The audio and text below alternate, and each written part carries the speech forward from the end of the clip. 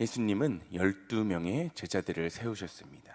오늘 본문에는 그렇게 부르심을 받은 제자들의 구체적인 사역이 기록되어 있는데요. 본문 1절은 이렇게 이야기합니다. 우리가 함께 읽어보겠습니다. 예수께서 12제자를 불러 모으사 모든 귀신을 제어하며 병을 고치는 능력과 권위를 주시고. 아멘. 예수님은 세우신 12명의 제자들에게 귀한 사명을 주셨습니다. 그리고 그 사명을 감당할 능력과 권세도 주셨습니다. 이 능력과 권세로 능히 죄 아래에 신음하는 이들의 병을 고칠 수 있었으며 모든 귀신을 제어할 수 있었는데, 제자들은 이 능력과 권세로 하나님의 나라를 전파하고 죄의 결과로 신음하는 이들을 치유하는 그러한 일들을 감당하게 되었습니다. 예수님은 공생애를 시작하신 후에 곳곳을 돌아다니시며 하나님의 말씀을 전하셨고 놀라운 기적들을 보여주셨습니다. 특히 놀라운 기적들은 병 고침과 귀신들을 쫓아내는 것이었는데, 본문 1절에 보면 예수님께서 12제자를 불러 모아 능력과 권위를 주신 것, 바로 이것이 모든 귀신을 제어하며 또한 병 고치는 능력과 권위를 주셨다라고 말합니다. 즉 예수님이 제자들에게 주셨던 그 능력은 당신이 직접 행하시던 모든 그러한 일들이었습니다. 제자들이 사역의 본보기, 롤 모델이 되어주신 분도 바로 예수님이시고, 그 롤 모델의 모습대로 현장에서 모든 사역들을 감당할 수 있도록 능력과 권세를 주신 분도 바로 우리 예수님이셨던 것입니다. 그런데 3절에 보면 예수님은 제자들에게 당신의 능력과 권세를 위임하면서 그들에게 물질을 가지지 말라라고 명령하고 계십니다. 그들은 지팡이, 배낭, 양식, 돈, 두바롯 등 어느 것 하나조차도 가져서는 안 됐습니다. 그들은 오직 예수 그리스도의 능력으로 사명을 감당해야 했는데, 그들은 주님의 인도하심을 믿고 어디로 가든지 그곳에 머물며 자신의 욕심이 아니라 말씀에 순종함으로써 사명을 감당해야 했습니다. 인간적인 관점으로 볼 때, 특히 자본주의적 사고에 익숙해 있는 우리들에게 이러한 주님의 말씀은 사실 참 받아들이기가 어렵습니다. 이 세상에서 무엇인가를 하려면 무조건 그것을 위한 자본들, 그것을 위한 필요 물품들이 갖추어져야 하기 때문입니다. 사업을 처음 시작하려 해도 초기 자본과 기술, 또한 조직들이 필요하고, 만약에 정치를 하려고 한다 해도 막대한 자금과 뒷받침해주는 지지 세력이 없다면 정치인이 내가 아무리 되고 싶다고 하더라도 되기가 어렵습니다. 이러한 관점으로 생각하게 되면 예수님이 제자들에게 아무것도 가지지 말라 말씀하신 이 명령이 제자들에게는 부담스럽게 혹은 말도 안 되게 느껴졌을 수가 있습니다. 제자들도 연약한 인간들이었기 때문에 부자가 되지는 못할지언정 최소한 의식 주는 해결을 받아야 복음을 전할 수 있지 않았을까요? 하지만 그럼에도 불구하고 예수님의 그 명령은 아주 단호하고 분명하십니다. 사실 당시 예수님의 병 고침의 능력과 놀라운 통찰력으로 그 전하시는 또 말씀으로 유명해지셨기 때문에 마을마다 환대하는 사람들을 만났고, 그로 인해 예수님과 제자들은 필요한 것을 얻어서 복음 사역을 감당하기에 부족함 없이 지냈습니다.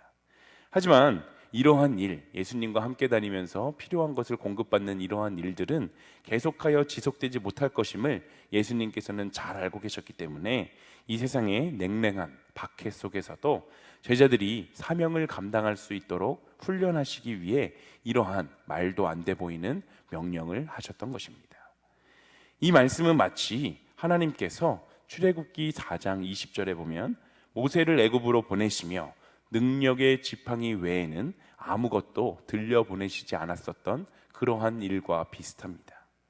그럼에도 불구하고 제자들은 6절에 보면 곳곳에 다니면서 병을 고쳤고 또 복음을 전했고, 또한 훗날 누가복음 22장에 보면 선교 보고가 나오는데, 그들은 전도 여행에서 아무것도 부족한 것이 없었다라고 놀라운 고백을 하는 것을 우리는 보게 됩니다.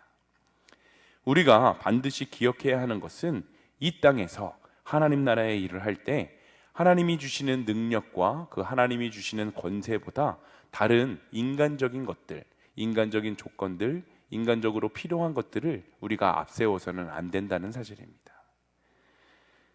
그리고 주님이 말씀하신 대로 그저 순종하기만 하면 주님의 놀라운 능력과 권세를 통해 하나님의 나라가 확장되는 것을 우리는 보게 됩니다. 사명을 감당하는 자들인 우리들에게 무엇보다 하나님을 신뢰하고 또한 하나님을 의지하는 것이 필요합니다. 사역하는 현장에서는 결코 사람들의 긍정적인 반응만을 기대할 수 없고 모든 것이 풍족하며 넉넉하게 마련되어 있지도 않을 것이기 때문입니다.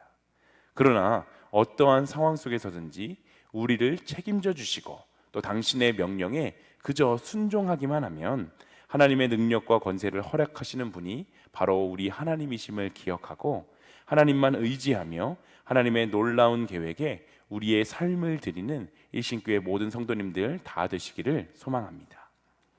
본문 13절을 함께 읽어보겠습니다. 13절입니다. 예수께서 이르시되 너희가 먹을 것을 주라 하시니 여짜오되 우리에게 떡 5개와 물고기 2마리밖에 없으니 이 모든 사람을 위하여 먹을 것을 사지 아니하고서는 할 수 없사옵나이다 하니. 날이 저물었고 12사도가 무리를 보내어요. 그 먹을 것을 얻게 하라고 요청하시는데 그곳은 마을 한복판이 아니라 광야였습니다. 예수님은 분명히 너희가 먹을 것을 주라 라고 말씀하시는데 이 말씀에 제자들은 당황할 수밖에 없었을 것입니다.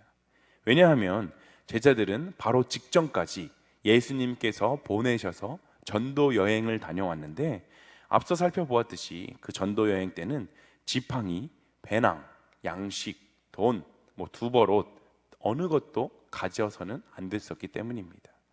그들이 가진 것이라고는 떡 5개와 물고기 2마리 뿐이었는데 아니 혹시 제자들이 전도 여행을 다녀온 직후가 아니었다고 하더라도 넉넉하지 않았던 그 제자들이 남자만 5,000명, 여자와 아이들까지 합하면 10,000명이 넘었을 것으로 예상되는 그 인원들에게 그 공급할 넉넉한 양식은 구할 수 없었을 것입니다.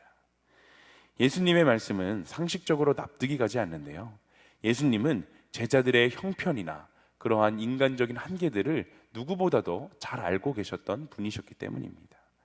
그랬던 주님께서 제자들에게 이런 터무니없어 보이는 명령을 하신 이유는 제자들이 당신의 명령에 순종하기만 하면 당신께서 역사하셔서 그 모든 결과를 책임져 주실 것이었기 때문입니다. 우리가 주목해야 할 것은 분명히 제자들은 예수님이 가지고 계셨던 그 능력과 권세로 예수님께서 하셨던 그 모든 똑같은 일들을, 즉 병자를 치유하고 귀신을 내쫓으며 하나님 나라의 복음을 전하는 일을 감당하긴 하였지만 제자들은 예수님과는 분명한 차이가 있었다는 사실입니다. 예수님이 당신의 능력과 권세를 모두 제자들에게 허락하셨지만 인간은 완전하지 못하고 한정된 자원을 가지고 있기 때문에 모두 무한한 능력 또한 무한한 권능을 가지고 있는 예수님 앞에 우리의 부족함과 우리의 무능함을 인정하고 그에게 모든 것을 구할 때 예수님께서 모든 것을 채워주신다는 사실을 우리는 반드시 기억해야 합니다. 주님께 모든 것을 내어 맡기고 구할 때 주님은 우리의 모든 것을 이루어 주실 것임을 이미 작정하셨기 때문에 인간적인 한계를 초월하는 명령도 제자들에게 맡기실 수 있는 것입니다. 성경에는 우리의 이성과 상식으로는 도저히 이해할 수 없는 주님의 명령들이 종종 등장합니다. 이러한 명령으로 인해 우리는 당황하기도 하고 때로는 말도 안 되는 명령을 내리시는 주님을 의심하고 심지어는 배척하기까지 합니다. 하지만 오늘 본문에 너희가 먹을 것을 주라, 이 말도 안 되는 명령을 이루어 주신 주님은 지금도 여전히 동일하시고 변함없으신 주님이십니다. 그러하기에 오늘을 살아가는 우리들에게도 동일하게 때로는 인간적인 한계를 초월하시는 그러한 명령을 하시긴 하지만 이 명령에도 우리가 아멘으로 순종하며 한 걸음씩 나아갈 때 주님께서 친히 이루어 주실 것임을, 주님께서 이 모든 것을 이루어 주실 것임을 우리가 확신하며 한 걸음 한 걸음 내딛는 우리의 순종의 발걸음이 필요합니다. 본문 16절을 우리가 함께 읽겠습니다. 16절입니다. 예수께서 떡 5개와 물고기 2마리를 가지사 하늘을 우러러 축사하시고 떼어 제자들에게 주어 무리에게 나누어 주게 하시니. 아멘. 예수님께서는 그 말도 안 되는 오병이어의 기적을 베푸신 이후에 그 음식을 무리들에게 직접 가져다가 먹게 하신 것이 아니라 제자들을 통하여서 그 음식을 나누어 먹게 하십니다. 여전히 연약하고 부족한 믿음을 가지고 있었던 제자들이었지만 주님의 말씀에 순종으로 한 걸음을 내딛었을 때 주님은 그들을 사용하셔서 당신의 놀라운 능력을 나타내 보이셨습니다. 바로 이것이 하나님께서 일하시는 방법이십니다. 하나님은 언제나 당신의 자녀들을 통하여 역사하시기를 기뻐하시는 분인데 이것이 바로 우리를 향한 하나님의 놀라운 은혜임을 우리는 반드시 기억해야 합니다. 때로 우리는 우리에게 맡겨진 직분과 우리에게 맡겨진 사역을 감당하다가 불평과 불만이 싹틀 때가 있습니다. 맡겨진 사역, 내가 맡은 사역이 눈에 잘 띄지도 않는 것 같고 여건도 좋지 않아서 감당하기가 힘들수록 그러한 불평과 불만의 마음은 더 커집니다. 이것은 마치 애굽으로 가라는 하나님의 명령에 나는 입이 뻣뻣하고 둔하니 보낼 만한 자를 보내주십시오 라고 말하던 모세의 모습과 흡사합니다. 하지만 우리가 오해하지 말아야 할 것은 하나님께서 우리를 자녀 삼아 주시고 우리에게 당신의 귀한 사역에 동참하게 해주신 것은 우리가 아니고서는 그 일을 감당할 사람이 없기 때문이 절대로 아닙니다. 오히려 성경을 보면 하나님께 수종드는 천군 천사들이 셀 수 없이 많다라고 이야기하시는데 그들이 하나님의 일을 한다면 연약하고 어리석은 우리들보다 훨씬 신속하고 완벽하게 하나님의 그 말씀을 이루어 드릴 수 있을 것입니다. 오늘 본문의 오병이어 기적도 마찬가지죠. 주님께서 하늘의 천사들을 불러다가 떡을 나누어 주게 하셨다면 일이 효율적으로 진행되는 것은 너무나도 당연하고 천사들을 본 수많은 무리들은 그 예수님을 진짜 참된 신으로 여겨서 예수님의 그 말씀을 더욱더 따랐을지도 모릅니다. 그러나 주님께서는 하늘의 능력으로 놀라운 기적을 일으키시고는 그 은혜를 나누는 일은 연약한 제자들을 통해 진행하셨습니다. 이들의 수고를 통해 당신의 영광을 드러내셨고 낮고 천한 제자들에게 하나님의 동역자가 되는 그러한 놀라운 은혜를 베푸신 것입니다. 오늘을 살아가는 우리에게도 주님은 동일한 은혜의 자리, 하나님의 동역자로 우리를 지금도 부르고 계십니다. 우리는 주님의 이 부르심에 기쁨으로 아멘으로 순종할 수 있어야 합니다. 여전히 부족하고 연약한 우리들이지만 우리가 하나님을 택한 것이 아니라 하나님이 먼저 우리를 사랑하여 주셨고 하나님이 먼저 우리를 택하여 주셨습니다. 우리를 택하신 하나님은 우리에게 당신의 놀라운 비전을 공유하시고 또 당신의 사역을 맡기셨는데 그 크고 놀라운 사역에 우리를 참여하게 하신 하나님은 우리에게 그저 일만 던져주시고 잘하나 못하나 하늘 높은 곳에서 지켜보시는 분이 아니라 우리에게 그 일, 그 사명을 감당할 수 있는 넉넉한 힘과 능력 또한 지혜까지도 허락하시는 사랑의 하나님이 바로 우리가 믿고 따르는 하나님임을 우리는 반드시 기억해야 합니다. 오늘 하루도 이 사실을 우리가 잊지 않고 각자의 삶의 자리에서 주어진 그 일에 최선을 다하시고 특별히 거룩하게 구별된 모습으로 하나님을 증거하며 주님을 모르고 죽어가는 이들에게 하나님의 놀라운 복음을 삶으로 전해내시는 우리 이신교회 모든 성도님들이 다 되시기를 간절히 소망합니다. 우리 함께 찬송가 490장 함께 찬양하겠습니다.